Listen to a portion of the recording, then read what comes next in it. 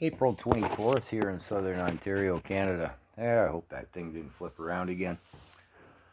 You know, as I posted the video about Mr. Sunshine Baby and others, and the comments are coming in, and I do appreciate them. Takes me on a little trip down nostalgia lane. I'd plugged away on this channel for 2 years. I had like 100 subscribers. A big video would be maybe 300 views over the course of a month or two. I got up one morning, it was a little over a year ago, it was during the Freedom Convoy in Ottawa. 565,000 views on one video? I was like, you gotta be kidding me.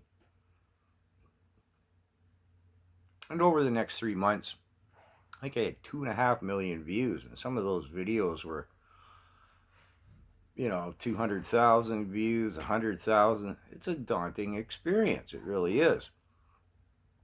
And it leaves you questioning yourself. We all have ego. I mean, how do I not let, at that point, ego influence me? I think I've done a reasonably well job of it. I sat back, I thought about that, and I thought, well, your intent isn't going to change. Just keep doing that. If you want to make a whimsical, fun video to keep yourself half sane, if you want to snowplow, make a video, cut a tree down, just keep doing what you're doing and let the chips fall where they may. I make videos, I get up in the morning, I'm bleary-eyed and want to make the video while I'm having my pot of tea. I don't care what I look like. I think I've done a reasonable job of keeping ego out of it. I've watched a lot of other channels grow in this time period.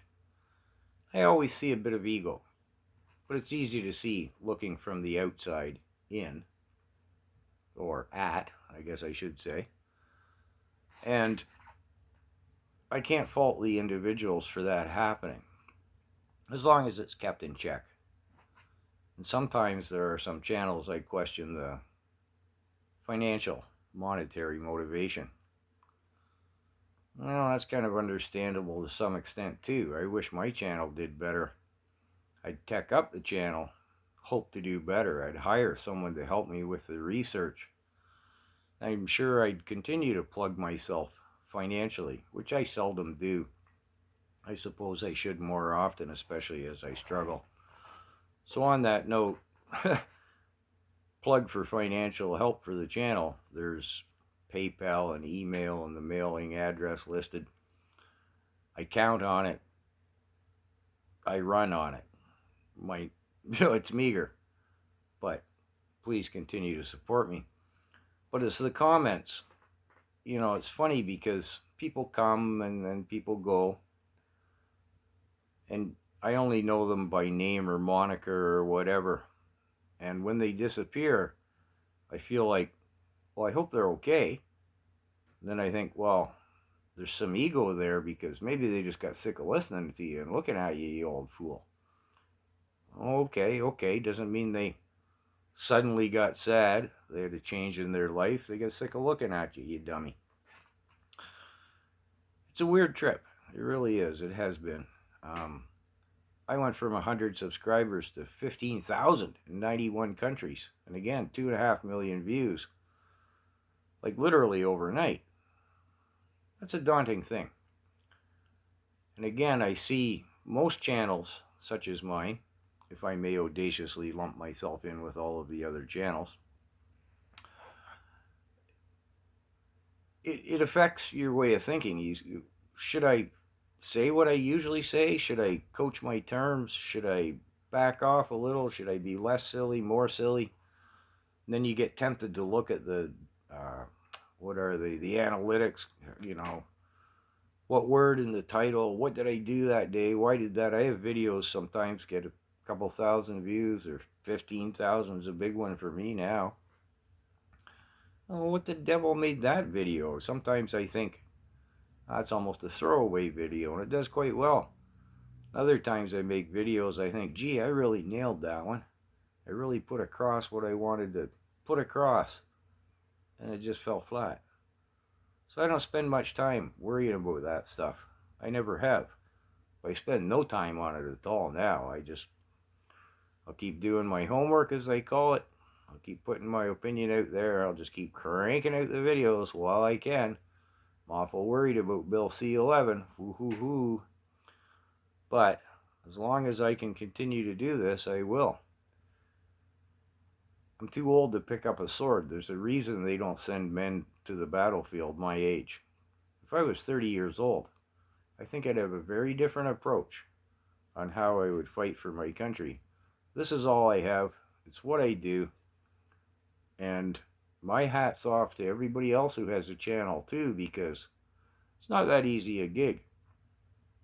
At first, when somebody dumps on you, it's hard kind of not to take it personally.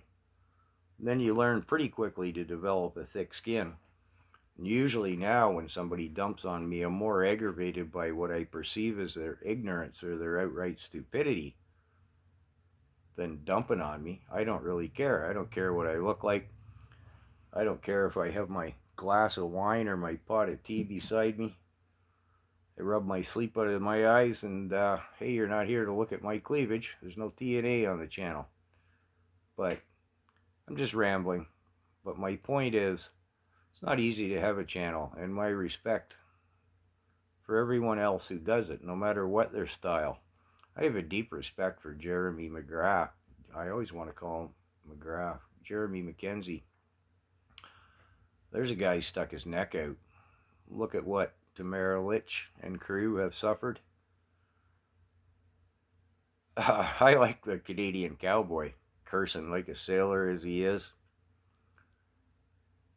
I don't think there's anyone whose channel I don't like and have a respect for doing what they do.